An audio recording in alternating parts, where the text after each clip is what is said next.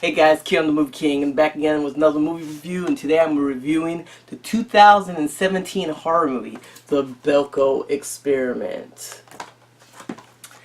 Now, if you guys remember my Blu-ray update, I did show this movie, and I did the last Blu-ray update I had, the one before the recent one, I showed you The Void. And these were the two movies that I said I was going to review. I didn't get to see them, and I was both looking forward to both of these, The Void and The Belko Experiment. Now, if you haven't seen what my thoughts are on The Void, that's my lab. If you don't know my opinion, if you want to know my opinion on The Void, if you want to know my opinion for The Void, there's going to be a link in the end of the video. You can check that out. But The Belko Experiment was writer by James Gunn. I love James Gunn, and no, I'm not a fan of James Gunn because of Guardians of the Galaxy. No, I do like Guardians of the Galaxy, but no, I like James Gunn because of Slither. I like James Gunn because of Super. Super is a very underrated James Gunn movie. If you guys are fans of Kick-Ass, check out Super. So this was a movie I was looking forward to. Unfortunately, he wasn't directing it, he was just writing it. But it was directed by McLean. I'm probably saying his name wrong. He's got it directed Wolf Creek and Rogue. Not really a fan of Rogue. I do like Wolf Creek. I do like Wolf Creek 2. Haven't seen the Wolf Creek TV series, but I am a fan of him. So he was directing it. James Gunn wrote the story. The plot is simple. It's about this company, Belko.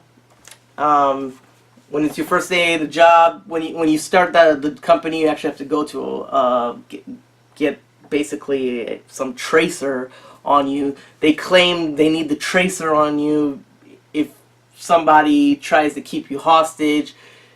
The tracker will basically find out where you are if someone try to keep you. Other companies try to keep you hostage, whatnot.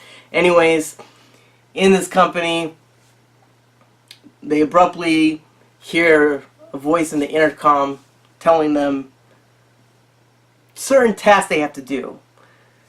Murderous tasks. And that's when things go pretty crazy. I don't want to really give too much of a movie. This is a movie that you should check out. Now, this movie, I did enjoy it. I enjoyed a lot of it. It did miss some of James Gunn's directing in it. You can see that it's missing the James Gunn's direction. I mean, he's probably busy with all the Guardians of the Galaxy 2. But if you've seen his movies like Slither and Super, you know his style of directing. But it did have his humor, and you could tell from the writing. A lot of the characters in it. It was cool to see Michael Rooker. I always like him. It has a lot of his cast that you've seen in this movie, like the mayor that played in Slither. He's in this movie. Michael Rooker, who was, of course, in Slither. He was the guy that got all his became a weird blob-like weird creature.